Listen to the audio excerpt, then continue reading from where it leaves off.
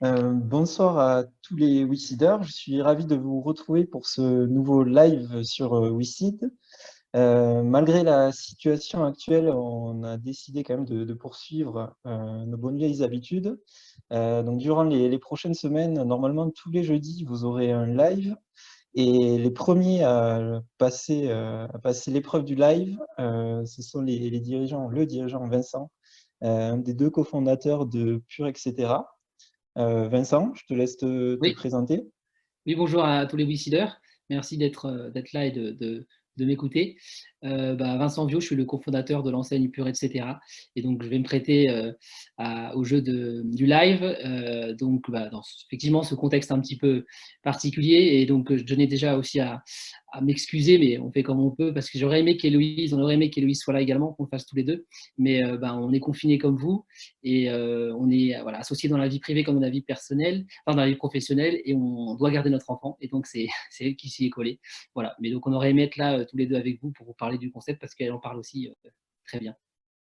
Ok, avant que je te laisse la main, Vincent, sur la présentation, je vais rappeler à tout le monde le déroulé du live. Donc, comment ça va se passer? On va commencer par une présentation générale de Pure. Donc là, Vincent présentera pendant 15-20 minutes à peu près.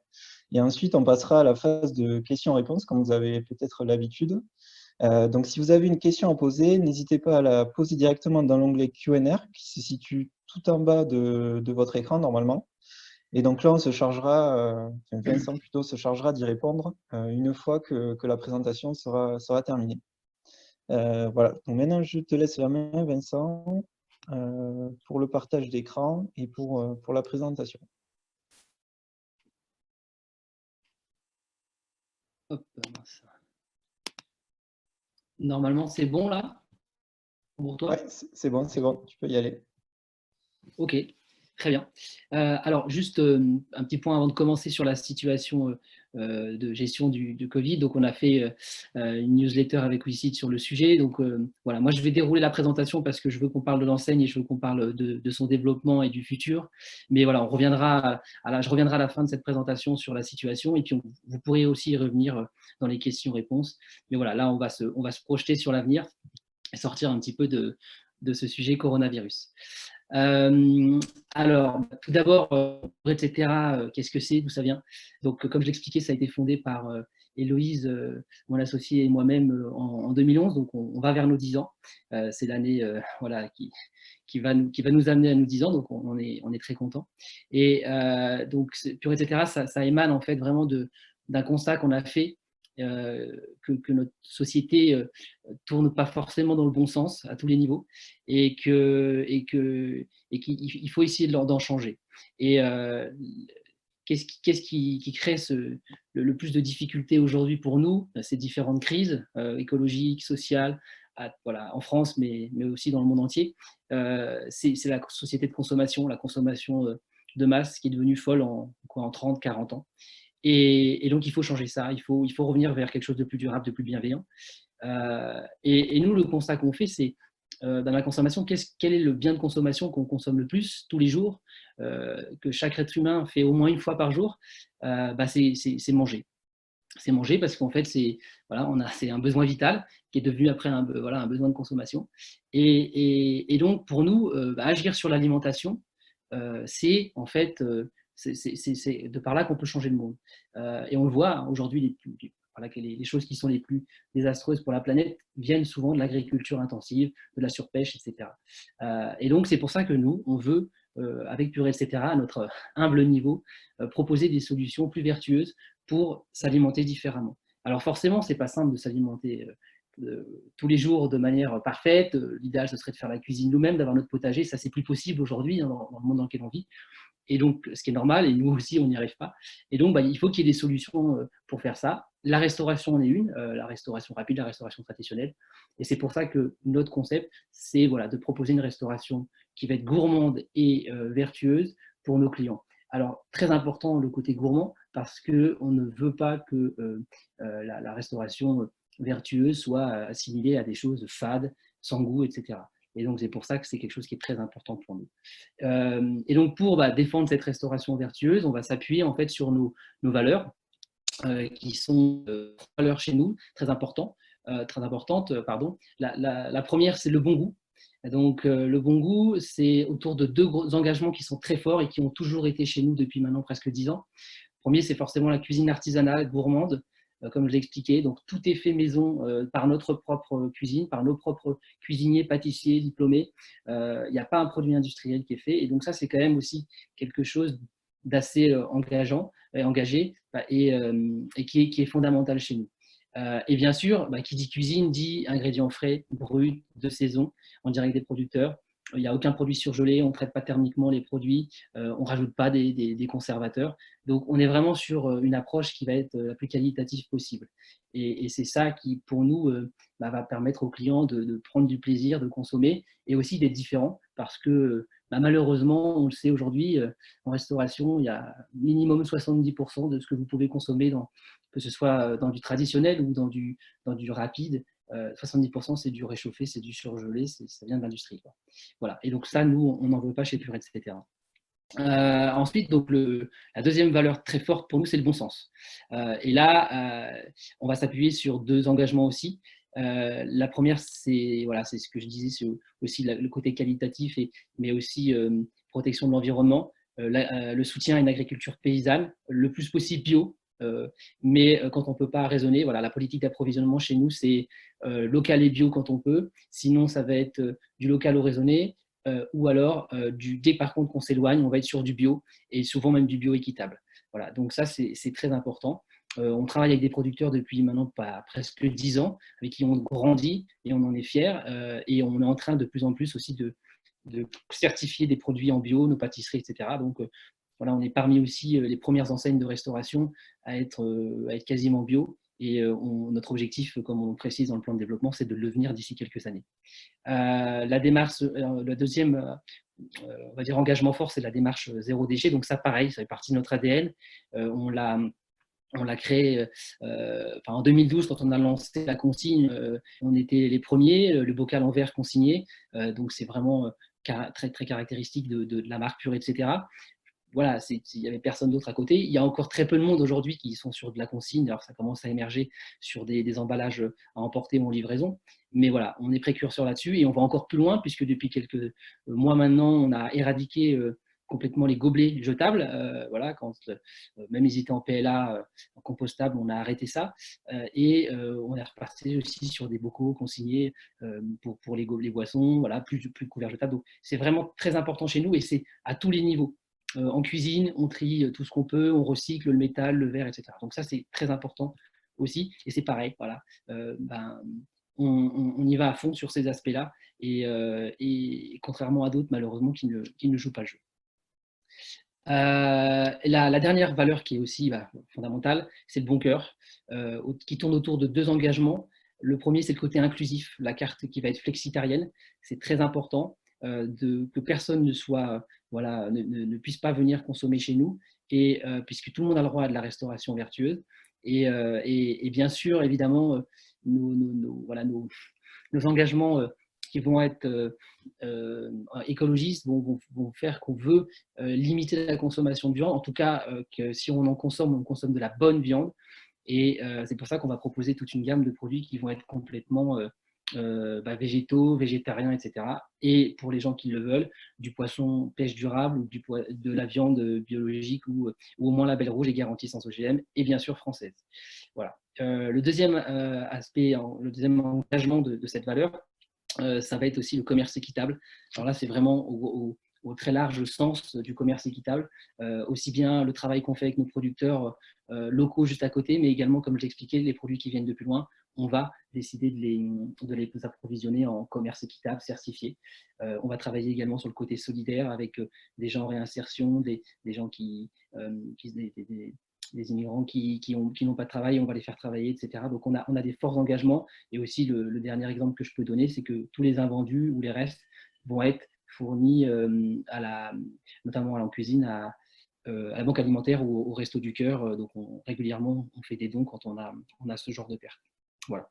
Donc ça, c'est nos trois très fortes valeurs. Donc le bon goût, le bon sens et le bon cœur qui peuvent nous résumer sur la partie vraiment marque et le concept.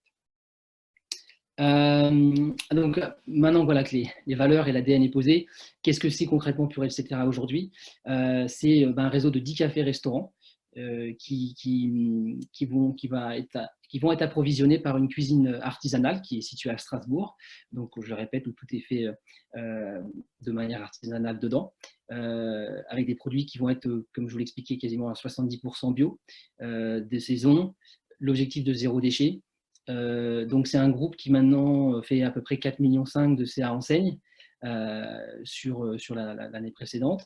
Et on est quand même un groupe structuré avec 80 collaborateurs et donc une vraie structure, on reviendra dessus. Voilà, c'est pas parce qu'on a des engagements que on n'est pas structuré et on n'a pas une vision assez process de la marque. Voilà.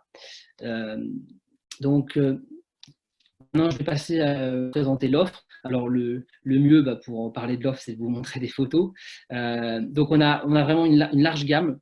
Le but, c'est d'être en mesure de proposer à nos clients de consommer à tout moment de la journée et aussi tout au long de la saison. Donc, on va par exemple, bien sûr, le produit phare chez nous, c'est les plats. Donc, ils vont être en bocaux, comme je l'ai expliqué. Donc là, on a toute une grande gamme de plats, une dizaine à peu près à la carte par jour. Ensuite, on va avoir une gamme de snacking avec des sandwichs, des pâtisseries salées, qui va permettre aux clients de venir prendre un petit encas chez nous le midi ou en journée. On a une très très belle gamme de pâtisseries. Alors, je le répète, mais j'insiste dessus, qui sont faites maison, qui ne sont pas surgelées et qui sont à 95% bio aujourd'hui certifiées. Donc, la gamme de pâtisseries qui va aussi proposer des choses 100% végétales. Donc là, c'est très large, le brownie, les gens qui connaissent, ça leur parlera. Et donc après, on a aussi développé une grande gamme de boissons, notamment les jus frais, qui sont aussi un vrai produit signature chez nous, à base de produits bien sûr locaux et de saison, et toute une gamme de cafétéria. Donc pareil, à la façon barista, il n'y a pas de machine automatique chez Pure, etc. C'est fait au percolateur. Voilà, nos équipes sont formées. Et on a des très belles boissons, comme là, vous pouvez voir, par exemple, un café latte renversé, ou ça, pardon, un chai latte. Voilà, on a vraiment une gamme de. Voilà, bon, équivalente à celle de, par exemple, un Starbucks en termes de cafétéria. Donc, ça vaut. C'est vraiment un produit qui est aussi phare chez nous et qui compense, en fait, l'hiver, les jus frais. Voilà, donc le but ici, c'est vraiment de proposer une offre qui va permettre à nos restaurants de tourner toute la journée et donc de satisfaire le client qui va pouvoir s'y retrouver. Je passe maintenant donc sur la partie un petit peu distribution, le café-restaurant chez nous, comment on le voit. Nous, on le voit vraiment comme un lieu de vie, comme je viens de le dire, qui doit tourner toute la journée et qui doit être aussi quand même tourné vers le digital. C'est très important, il faut suivre la tendance, ça on travaille très fortement dessus depuis quelques années. Donc en tout cas, nous, le restaurant, l'intérêt, c'est qu'il va être vraiment capable de servir le client de différentes façons et selon ses besoins. Alors, bien sûr, il y a le surplace, ça c'est classique dans un restaurant. Donc là, nous, on va travailler sous deux formats, hein, le mode comptoir où le client vient sur place et puis se servir lui-même au comptoir, ou alors le service à table. Et là, donc, c'est nous qui allons vers le client, qui le servons. Donc, on a deux modes de service, deux types de restaurants. Dans chaque restaurant, par contre, tout est emportable. Ça, c'est la force des bocaux. Donc, on fait de la vente à emporter au comptoir via du click and collect pour certains restaurants. Et on est en train de tester pour certains clients les frigos connectés également. Bien sûr, on n'a pas eu le choix que de suivre la tendance de la livraison, au particulier via des prestataires que vous connaissez tous. Donc ça représente quand même dans certains restaurants voilà, une vraie activité. Et donc ça permet d'aller livrer les clients tout au long de la journée. Donc c'est quand même également une valeur ajoutée. Et ensuite, par un point qui est très important, mais j'y reviendrai après, voilà, le côté traiteur, livraison aux entreprises, on a développé ça maintenant depuis quelques années. Et c'est vrai que c'est quelque chose qui est en train de monter en puissance chez nous parce qu'il y a de plus en plus d'entreprises qui vont chercher, voilà, qui ont marre des traiteurs classiques, surgelés et qui vont chercher des choses un peu plus originales. Et donc nous, on a une grosse gamme de plateaux repas chaud ou froid et également toute une partie buffet, prestations traiteurs qui vont intéresser ces entreprises et on s'est vraiment considérablement en train de se développer aujourd'hui pour nous. Donc on veut aussi miser là-dessus. Voilà. Donc quelques photos justement de nos restaurants. Donc là, vous avez le dernier en date à Mulhouse qui a ouvert en septembre dernier. Vous avez Place Saint-Étienne, vous avez Versailles. Donc quelques voilà. Voilà. Donc vous voyez, le principe, c'est que on est sur des lieux de vie où on veut que ce soit cosy, que les gens puissent voilà, soit prendre emporter, soit s'installer et puis prendre leur temps. Il y a des prises connectées pour les gens, pour le Wi-Fi, etc. Voilà. Donc on veut vraiment quelque chose qui va permettre à la personne de se sentir bien. Et donc, vous le constaterez aussi, on travaille, on va à fond sur le concept. Voilà, donc, on est sur beaucoup du mobilier récupéré, do it yourself, et voilà, on évite au maximum le made in China, etc. pour nos restaurants. Donc voilà, comme je vous en parlais, je voulais quand même faire voilà, un zoom sur cette partie traiteur zéro déchet, puisque c'est un vrai potentiel de développement de chiffre d'affaires chez nous. Il faut savoir que voilà, il y a des restaurants aujourd'hui qui font la moitié de leur chiffre d'affaires, donc qu'on réussit à doubler leur chiffre d'affaires grâce à cette prestation-là. Donc en gros, on peut faire voilà, des prestations pour des réunions, des séminaires, aussi bien en entreprise qu'en privé. Et on a, comme je l'expliquais, des plateaux repas, des buffets. Et on a notamment un Pure Truck qui tourne très bien en Alsace et qu'on continue à développer dans d'autres régions et même encore en Alsace pour faire tout ce qui est prestations sur mesure dans des festivals, dans des mariages, etc. Voilà. Donc ça, c'est un vrai axe de développement. Aussi, il faut en parler, business pour nous. Et on est vraiment en train d'axer notre développement là-dessus, en parallèle, bien évidemment, de la restauration commerciale. L'autre partie activité qu'on est en train de développer, c'est un peu les partenariats B2B. Et notamment, parmi les quatre qu'on a cités ici, aujourd'hui, celui qu'on travaille le plus, c'est la restauration d'entreprise. C'est un peu le même constat qu'on fait sur le traiteur. Il y a énormément d'entreprises qui aujourd'hui, soit avaient des petites cantines, pour pas les citer chez Sodexo, soit n'en ont pas, et ont cette volonté de nourrir leurs salariés différemment. Et clairement, aujourd'hui, sur la restauration d'entreprises collectives, il n'y a pas beaucoup d'acteurs qui savent faire les choses qu'on demande, c'est-à-dire voilà, justement du zéro déchet, etc., de la qualité, du bio. Et nous, en l'occurrence, on sait le faire. Et on est de plus en plus sollicité pour aller vers la restauration d'entreprise. Donc, bien sûr, pas la cantine comme on peut l'imaginer voilà, à l'école, etc., ou dans les hôpitaux il y a quelques années, mais vraiment maintenant, c'est des cafétérias qui vivent toute l'année, qui sont des lieux de vie. Et ça, on sait faire. Et voilà, récemment, on a répondu à des appels d'offres. On attend les réponses pour être placé dans des restaurants d'entreprise voilà, de taille moyenne.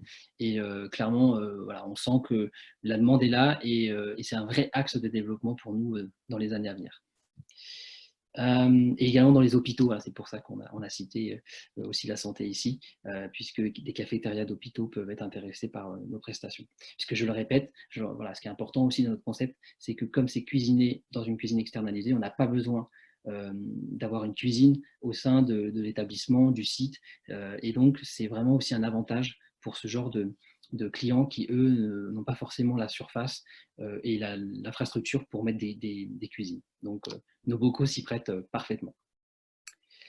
Alors, le modèle économique, donc ça c'est un petit peu la synthèse de tout ce que je viens de dire. Ce qui est très important, c'est qu'il est viable et qui, pour nous, il est durable.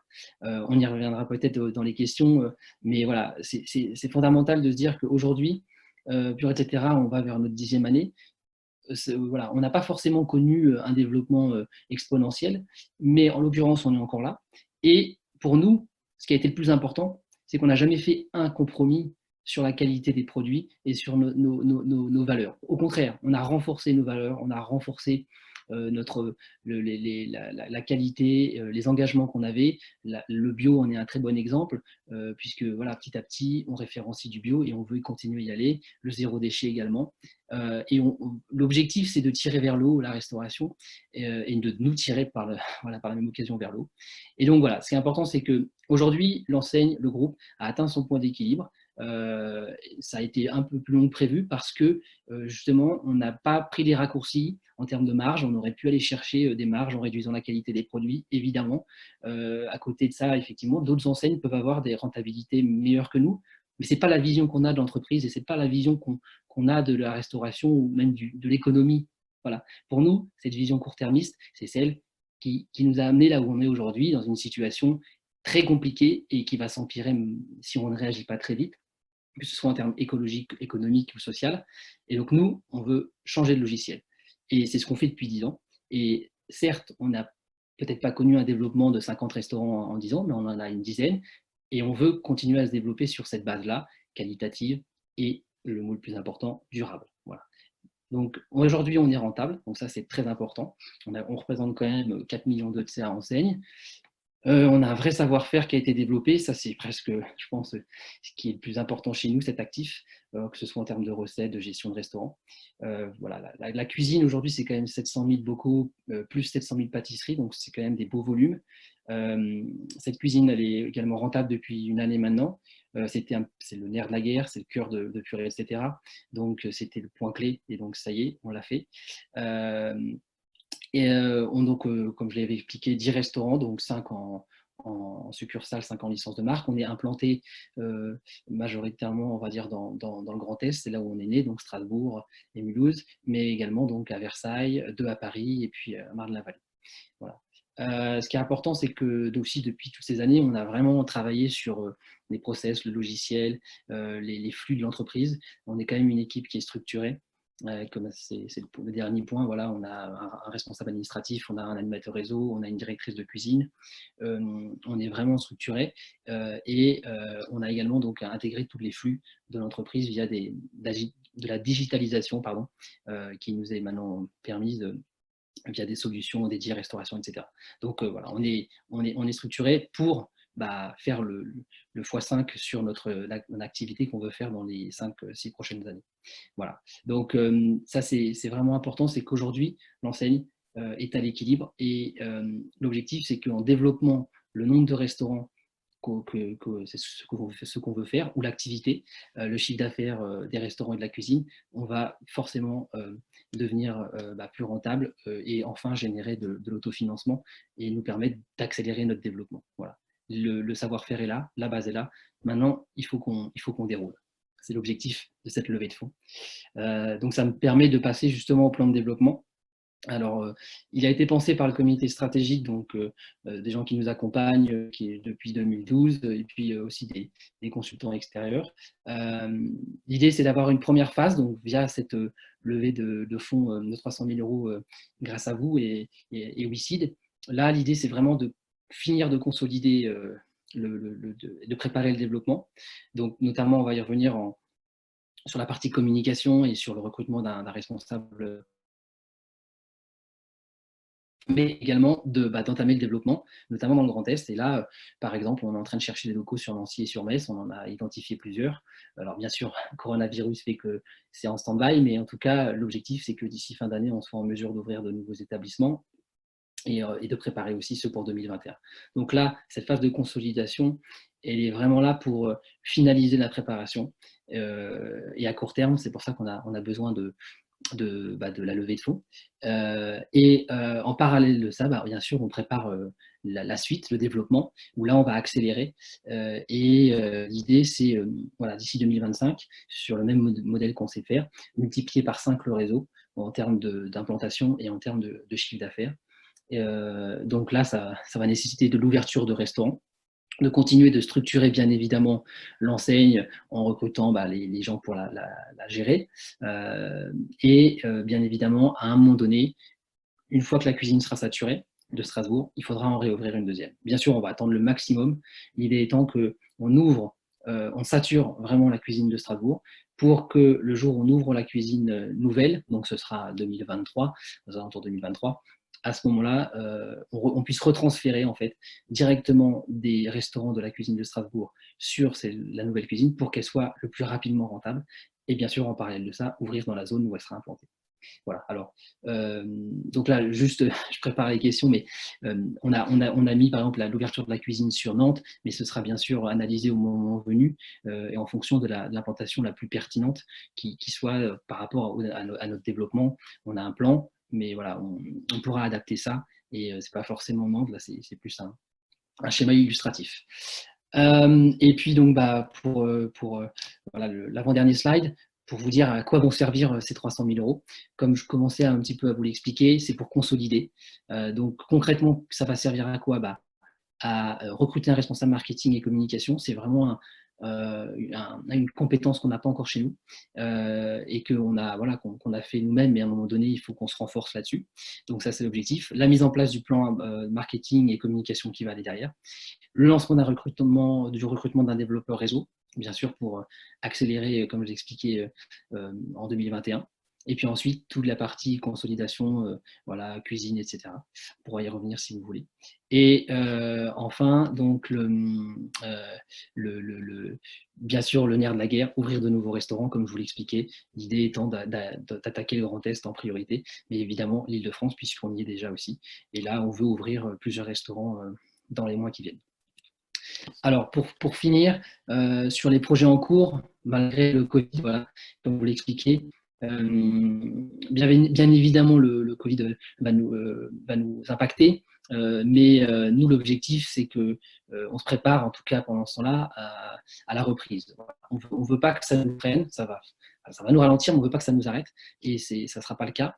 Donc, c'est pour ça qu'on met aussi ce temps-là un peu plus calme, voilà, à partir pour travailler sur des sujets de fond. Donc, le premier, c'est le marketing et la communication. Donc, on travaille avec l'agence de com et avec nos équipes en interne pour accélérer ça. Ensuite, on va travailler aujourd'hui concrètement sur l'ouverture des nouveaux restaurants. Donc, malgré le fait que ça se décale, puisque forcément on ne peut pas bouger. En l'occurrence, on prépare tout ça. On prépare également, comme je vous l'expliquais, des appels d'offres. On répond à des appels d'offres pour de la restauration d'entreprise. Il n'y a pas 2 jours, j'ai fait une présentation pour ça. Et on travaille sur le développement du service traiteur avec nos partenaires. L'autre point, c'est évidemment, on travaille sur des sujets d'amélioration du fonctionnement, notamment l'ERP, l'intégration de nouveaux flux en comptabilité, etc. Donc voilà à quoi on passe nos journées aujourd'hui en ce moment. Et puis, le dernier point qui est très important, c'est de consolider notre stratégie et évidemment de l'adapter avec cette nouvelle situation Covid-19 qui va forcément venir nous impacter et de faire en sorte qu'elle soit encore plus différenciante et à valeur ajoutée. Voilà. Donc, c'est très important. Là, on a des réunions régulières avec notre comité stratégique et nos conseils pour affiner et, comme je l'expliquais, préparer tout à les 6 prochains mois pour suivre le Covid-19. Donc voilà, on n'est pas du tout inerte et même si nos restaurants sont fermés. Voilà. Merci à tous, j'espère que ça a été clair. Je vais relaisser peut-être la main à Maxime et puis après je pourrai répondre à vos questions. Oui, mais déjà merci Vincent pour cette présentation très complète. Donc maintenant, on va arrêter le partage d'écran. Ouais, c'est bon? C'est bon. Je l'ai fait. Et du coup, maintenant, on va passer à vos questions. Donc sur les questions, ceux qui n'ont pas forcément l'habitude, vous pouvez les poser depuis l'onglet Q&R. Donc il y en a déjà qui ont été posées. Avant qu'on commence ces questions-là, Vincent, vous pourriez peut-être rappeler où se situent les restaurants pour que les Wixiders qui vivent à proximité si un jour veulent tester ou ont déjà testé, se rendre assez facilement quand la situation le permettra. Il permettra, ouais. Alors, il y en a à Strasbourg, comme je l'expliquais, Strasbourg Centre. On en a 4. On en a à Mulhouse qui a ouvert récemment, centre-ville, plein centre-ville.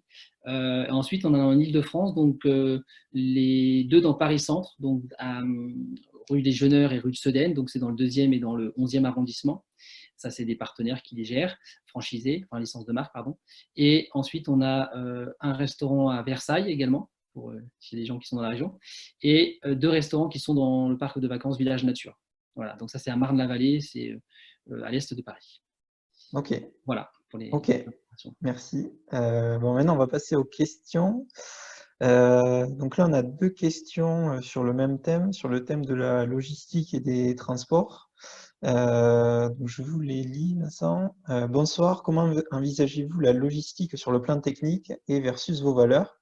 Entre parenthèses, le transport, c'est pas trop écolo. Ouais.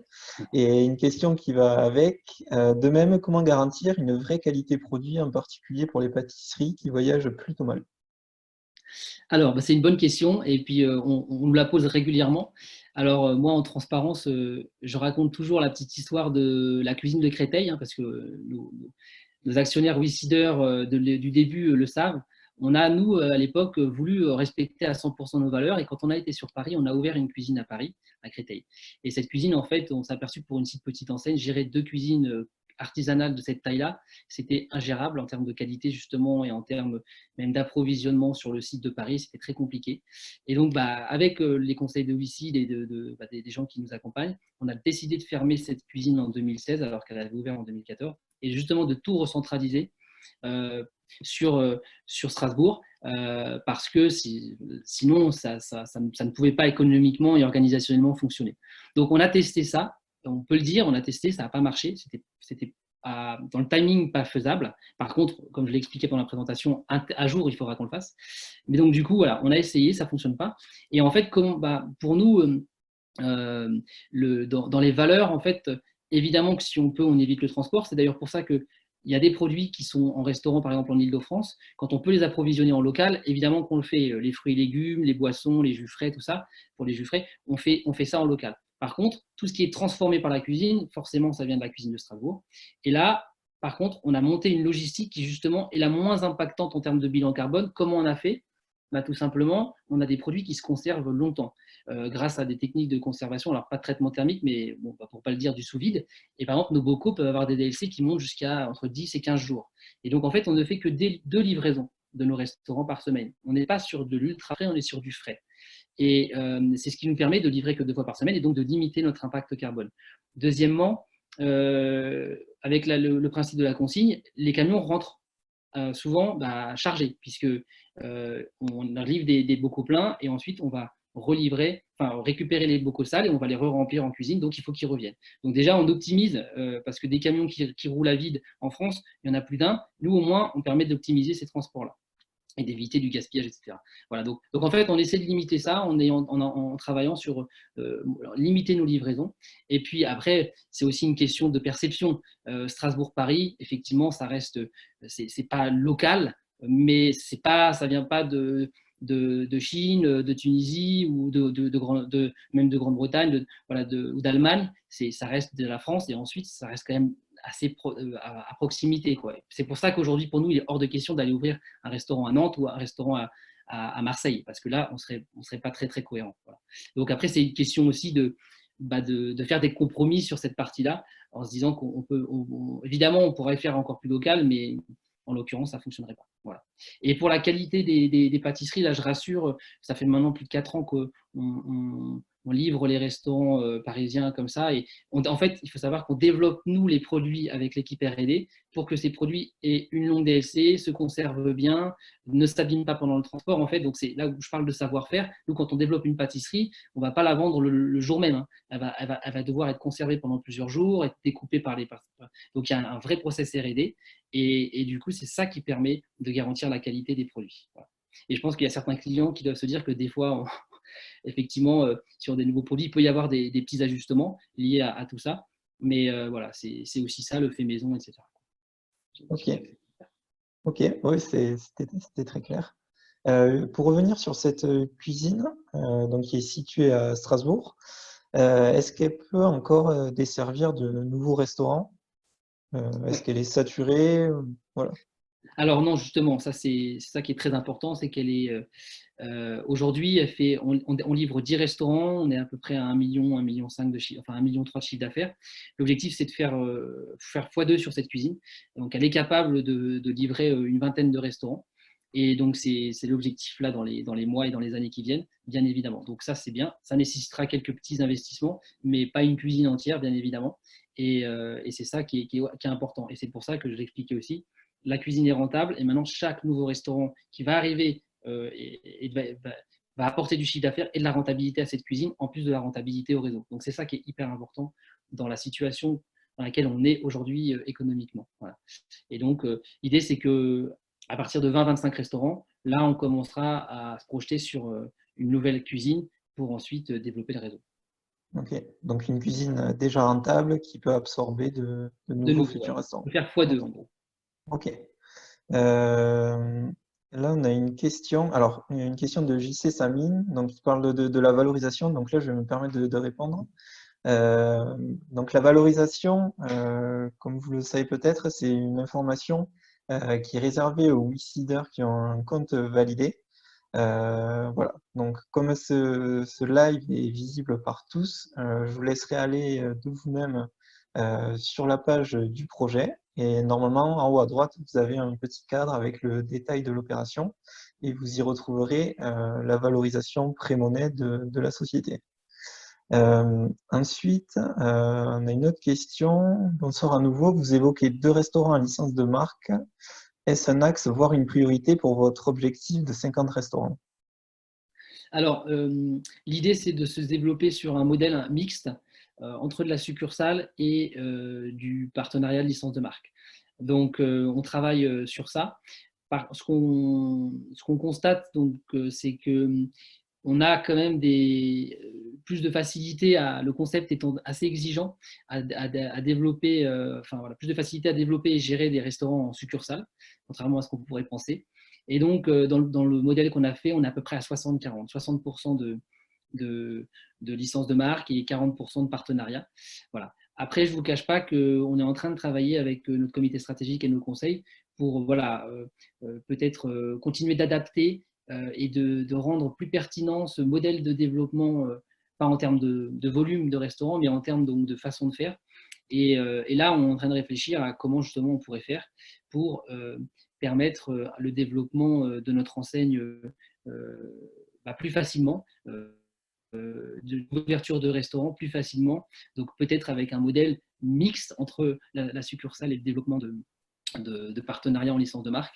Mais ça, voilà, on en saura plus d'ici la fin d'année. Voilà, mais en l'occurrence, aujourd'hui, voilà, c'est ce qui s'est passé, par exemple, vous voyez, à Mulhouse, c'est un partenaire de licence de marque qui a ouvert, à André, et ça se passe bien, ça s'est très bien passé. Voilà. Donc aujourd'hui, c'est 60-40, 60% succursale, 40% partenaire. Ok.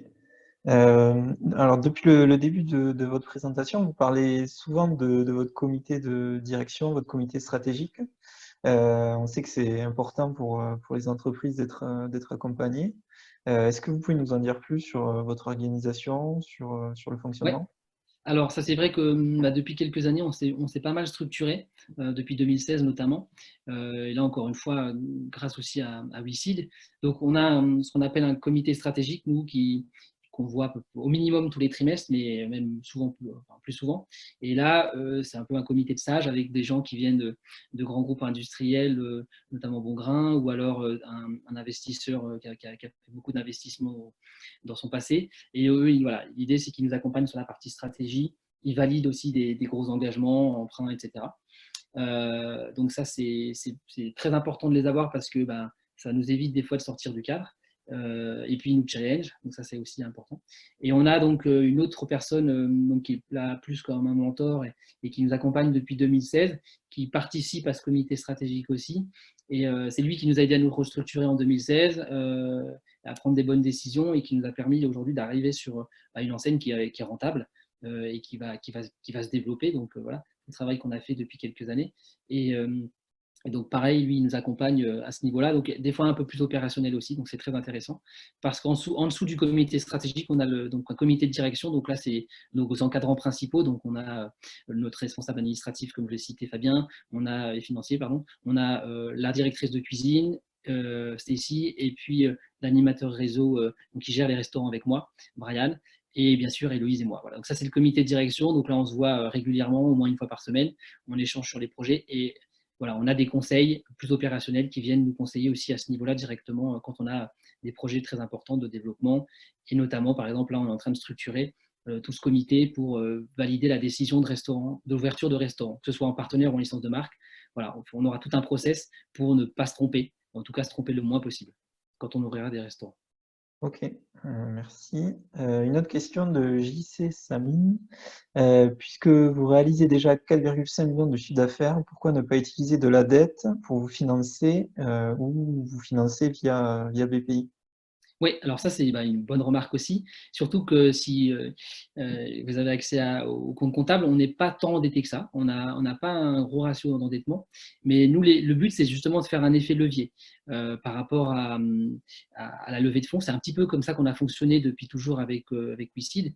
Voilà, on sait que quand on va lever 300 000 euros, derrière, on peut réemprunter cette somme-là. Donc, c'est vraiment l'enjeu du financement participatif, c'est que ça fait un peu effet boule de neige, sans parler des potentiels co-investisseurs qui peuvent investir et suivre après WICID.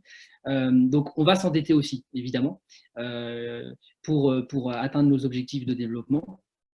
Par exemple, pour vous donner un ratio, quand on ouvre un restaurant, on va apporter en succursale à peu près un quart. Et après, le reste, c'est de la dette, de l'investissement. Donc, on va aussi utiliser ça, mais on a quand même besoin de fonds propres pour garantir la sécurité de la société, son développement, rassurer les banques, etc. Même si on a des très bonnes relations avec nos partenaires bancaires, la BPI notamment, qui nous accompagne. Je rappelle juste qu'on fait partie de l'accélérateur tourisme, donc BPI. Donc on a été sélectionné parmi, on fait partie d'une trentaine de sociétés françaises PME qui sont accompagnées pour justement être aidées à développer, donc via des séminaires, etc. Et donc, ils nous accompagnent grandement aussi, bien évidemment, et il est fort probable qu'on les sollicite aussi. Voilà. Et donc, donc, on va effectivement utiliser de la dette. Ok. Une autre question de JC Samine. Quel est votre modèle de business? Là, je pense que c'est plutôt sur vos différentes activités, donc les restaurants, le service traiteur et autres. Oui, du coup, nous, comme je l'expliquais dans la présentation, notre cœur de métier, historiquement, c'est la restauration commerciale. Donc, aujourd'hui, ça se dessine avec deux typologies de restaurants. Les gros restaurants qui font plutôt faire du service à table. Donc, ça, c'est un nouveau modèle qu'on a développé l'année dernière, qui permet d'avoir un peu plus de chiffre d'affaires, une meilleure rentabilité également. Et donc ça, c'est un petit peu ce qu'on va développer de plus en plus dans les ouvertures. Par exemple, la dernière ouverture à Mulhouse, c'est ça. C'est un gros restaurant sur ville, à peu près 150 mètres carrés, qui fait de la restauration commerciale, service à table, avec de la livraison, comptoir, etc. Après, on a le modèle un peu plus service au comptoir et shop. Donc là, c'est un petit peu plus ce qu'on faisait historiquement, donc où le client ne va pas être servi à table, mais va être servi au comptoir. Et pareil, il aura la vente à emporter et puis de la livraison. Et ça, on va le garder pour des lieux qui seront un peu plus petits ou des lieux qui s'y prêteront plus, par exemple les centres commerciaux ou dans des lieux de passage. Voilà, donc ça, c'est pour la partie restauration commerciale. Ensuite, comme je l'expliquais, on a toute la prestation de services aux entreprises, notamment traiteurs et puis plateau repas. Donc ça émane aussi des restaurants ou alors d'un restaurant un petit peu externalisé qui fait que ça et qui, lui, va servir les entreprises. Donc, ça, c'est un point important parce que c'est, comme je l'expliquais, quelque chose qui va nous donner vraiment qui peut nous aider à accroître notre développement. Et le dernier point, c'est la restauration d'entreprise. Comme je l'expliquais, où là, on est en train d'attaquer le marché en allant sur des restaurants d'entreprise qui cherchent des cafétérias pour la journée pour consommer pour faire consommer leurs salariés, leurs clients. Et donc ça, c'est un nouveau business model pour nous. Ça fait quelques mois, quelques années qu'on veut aller dessus. Et là, on est rentré en contact avec des gens, on répond à des appels d'offres. Et on devrait, d'ici quelques mois, normalement, avoir une première expérience dans ce domaine. C'est l'objectif en tout cas. Voilà. Donc ça, on va dire, c'est nos axes majeurs de développement d'activité aujourd'hui. Ok. Ensuite, on a une autre question. Alors, pardon si vous l'avez déjà dit, chaque point de vente plus la cuisine sont gérés en centre de profit individuel? Oui, c'est ça. La cuisine, il faut savoir que c'est une société vraiment à part et elle va traiter chaque restaurant comme un client, et que ce soit d'ailleurs un restaurant qui nous appartient, parce que la cuisine nous appartient, ou un restaurant qui appartient à un franchisé. On a les mêmes conditions tarifaires, on a les mêmes choses comme ça c'est aussi un principe d'équité. Et du coup, les restaurants, eux aussi, vont être gérés comme des centres de profit. Alors après, il peut arriver que certains restaurants, notamment historiquement à Strasbourg, soient regroupés sous la même société, mais derrière, on fait une comptabilité analytique et chaque restaurant a son compte de résultat, son résultat net à la fin du mois et à la fin de l'année et doit être rentable, évidemment. Et si ce n'est pas le cas, on réagit. Voilà, donc on a vraiment un suivi centre de profit par centre de profit. Et puis on implique nos managers, bien évidemment, nos responsables de restaurant. On est vraiment en train de faire un gros travail avec eux pour les autonomiser, les responsabiliser. Ça marche plutôt bien depuis maintenant quelques années. C'est aussi le gros travail qu'on a fait depuis 2016. Et voilà, donc l'idée, c'est que toutes les équipes soient de plus en plus impliquées dans le restaurant On parle de collaboratif, mais un jour, on va peut-être parler de coopératif aussi. Et c'est ce sur quoi on réfléchit aujourd'hui voilà, pour rien de vous cacher. Et l'idée étant que, voilà, que chaque partie prenante, et notamment les collaborateurs, puissent être impliqués dans le centre de profit et bien sûr aussi en tirer profit, et pourquoi pas autre que le salaire. Ok. Une autre question de Yann. Alors, comment sécurisez-vous vos approvisionnements versus vos exigences pardon, bio locales? Quelle maîtrise dans une perspective de croissance forte, Ouais. comme vous envisagez? Wow, c'est un gros enjeu aussi pour nous. Alors, moins que d'autres, je vais faire le parallèle avec Biocop parce qu'on connaît bien et pour le coup, Biocop Restauration est un de nos gros fournisseurs avec qui on a un très très gros partenariat qui nous approvisionne beaucoup de produits en bio. Bon, il n'y a pas que, hein, bien évidemment. Mais voilà, donc eux aussi, c'est un gros enjeu majeur puisque forcément, beaucoup de gens vont vers le bio, notamment la grande distrie. Alors, attention, il faut. Bon, ça, après, c'est des convictions personnelles. Il faut faire la différence entre le bio et la bio. Voilà, le bio de la grande surface n'est pas forcément la même bio que nous on utilise ou que celle qu'utilise Biocop. Mais en l'occurrence, voilà, c'est sûr que la demande, enfin l'offre, vont un petit peu se tendre là-dessus. Donc nous, l'approche qu'on a, c'est un peu celle qu'a Biocop ou d'autres. Ça va être déjà de travailler des partenariats vraiment de confiance avec nos partenaires. Et avec qui, je le répète, certains on travaille depuis 10 ans.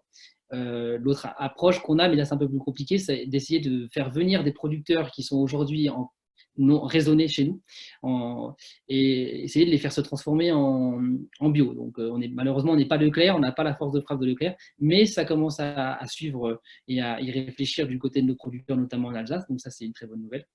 Après, nous, on travaille avec plusieurs fournisseurs aussi. Ça, c'est un gros travail qu'on a fait quand je parlais de savoir-faire. On a une grosse base de fournisseurs, notamment des grosses, plutôt la coopérative ou des grossistes bio pour tout ce qui va être épicerie, voilà, qui viennent d'un peu plus loin. Et là, nous, par exemple, un des enjeux en cuisine, ça va être de toujours double sourcer un produit. Voilà, le riz, il faut qu'il soit chez Biocop, il faut choisir un autre fournisseur. Le, toutes les références, il y a un double sourcing au minimum, parce qu'il ne faut pas se cacher qu'il peut aussi avoir des ruptures, et ça nous arrive sur des produits bio. Donc voilà, donc on va travailler un petit peu tous ces aspects-là pour être capable de suivre la croissance. Après, je rassure, hein, on a quand même en fait, on multiplie les producteurs, mais après, pour tout ce qui va être épicerie et tout ça, on est sur quand même du grossiste bio. Et là, on est quand même sur des gens qui ont une énorme assise. Voilà, on parle de Biocop Restauration, Clean, et puis, pardon, ça me sort de la tête, mais Enseignement Réponse, tout ça, qui sont en fait des gros grossistes du bio et qui se développent eux aussi, évidemment, pour suivre la demande. Ok. Donc, comme on se rapproche de la fin du live, on va prendre une dernière question.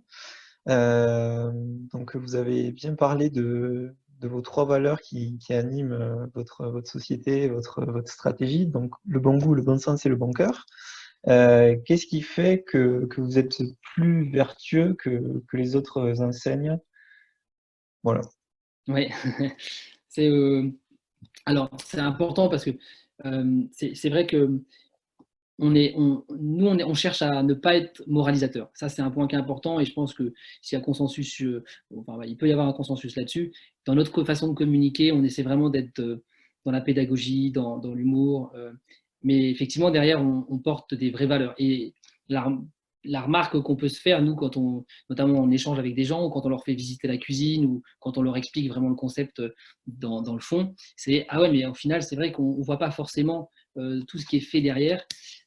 Et donc, nous, clairement, voilà, ce qui fait qu'on est différent, voilà, on fait vraiment pour nous de la restauration vertueuse, c'est ce que j'ai expliqué, on va vraiment essayer d'avoir une cohérence globale dans toutes les décisions qu'on prend et à chaque fois aussi d'être dans l'innovation par rapport à ce qui peut se faire pour proposer quelque chose qui va être moins polluant, plus pratique pour le client, mais aussi qui va lui permettre de manger différemment et mieux.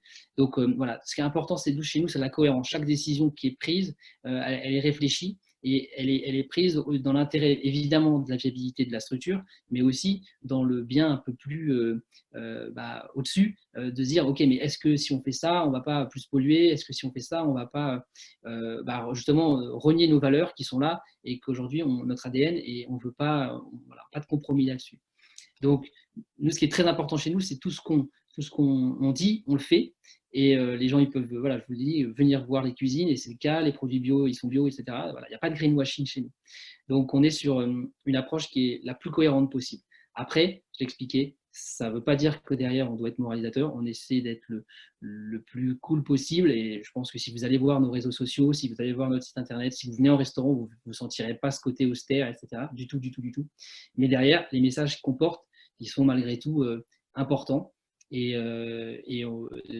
donc, du coup, voilà, on a des vrais engagements qu'on essaie d'appliquer tous les jours avec nos équipes. Et ça, juste pour une petite anecdote, on est accompagné, comme je l'expliquais, par la BPI, et ils nous ont donc un petit peu fait un diagnostic. Et s'il y a un des points qui ressort qui est très important, c'est que, et qui les ont pas impressionnés, mais en tout cas qui ont été notés dans quelque chose de très positif, c'est qu'aujourd'hui, on a une équipe, mais quasiment à tous les niveaux, hein, qui est très impliquée et qui partage beaucoup de nos valeurs. Donc, il y a une vraie culture d'entreprise autour de ces valeurs. Et ça, c'est vraiment très satisfaisant. Et c'est pour nous très important parce que c'est ce qui va nous permettre aussi justement de nous développer dans les mois et années qui viennent. Ok. On va prendre une ultime question là qui a été posée par Yann. On va essayer de faire assez rapide. Ouais. Du coup, alors lui, il se posait la question du développement à l'international. Donc, s'il voulait ouvrir un établissement franchisé, etc., demain à New York, à quand la première tentative à l'international pour exploiter l'image française dans la food?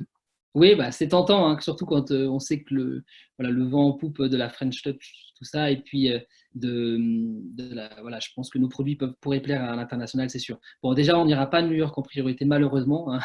On ira, mais voilà, la partie internationale, c'est réfléchi plutôt sur les pays limitrophes.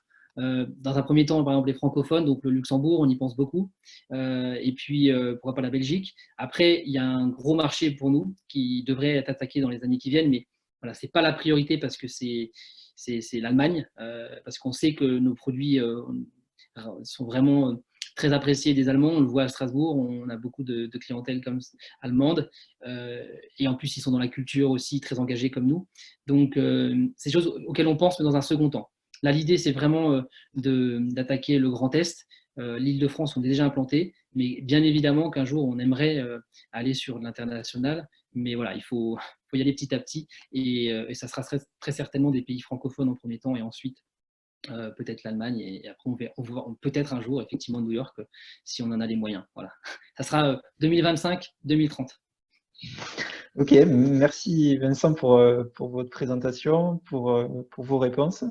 Avant qu'on clôture ce live, je rappelle à tous ceux qui regardent le live, soit en direct, soit en replay, qui peuvent poser leurs questions dans l'espace commentaire, comme ils ont l'habitude de faire. Et voilà, Vincent se fera un plaisir de répondre à vos questions. Oui. Vincent, vous voulez peut-être dire quelques derniers mots Je pour remercie finir? les gens qui nous ont suivis aujourd'hui et posé des questions aussi. Et puis ceux qui nous regarderont en replay. Voilà, donc bah, merci beaucoup. Et puis bah non, bah, moi je souhaite juste qu'on arrive voilà, à faire cette collecte une nouvelle fois grâce à WeSeed, hein. C'est important pour nous, comme on l'a pu l'expliquer aujourd'hui, parce que c'est ce qui va nous permettre de passer le step pour ensuite nous développer. Donc, c'est très important. Et voilà, j'espère que la crise du coronavirus, qui, ne nous le cachons pas, a fait ralentir toute l'activité et donc mécaniquement aussi la collecte, voilà, on va pouvoir rebondir à tous les niveaux, et que vous allez, vous investisseurs, de votre côté, être en mesure d'investir dans des projets comme le nôtre ou dans d'autres, hein, aussi, parce qu'il y en a des super autres sur WeSeed. Voilà, il ne faut pas s'arrêter de soutenir des projets qui soutiennent l'économie réelle comme le nôtre, parce que bah, sinon c'est le double effet négatif pour les PME comme nous, qui avons besoin de soutien capitalistique. Voilà, moi je vous rassure aussi, par exemple, c'est vrai qu'on a pas parlé, mais les banques nous accompagnent dans cette situation-là, et la trésorerie, justement, on parlait d'endettement, qui aujourd'hui est la nôtre, nous permettra de passer la crise, je dirais pas sans souci, parce que c'était beaucoup de travail, mais en tout cas de la passer. Mais on a besoin de cette collecte pour ne pas ralentir notre développement dans les mois qui viennent, et là, je compte sur vous. Voilà, merci Vincent, merci à tous. On va se quitter sur ces mots. Voilà, prenez soin de vous, de vos proches, et on Ouais, se retrouve prenez soin de vous. bientôt pour un nouveau live. Merci à Merci. tous, au revoir. Merci, Maxime.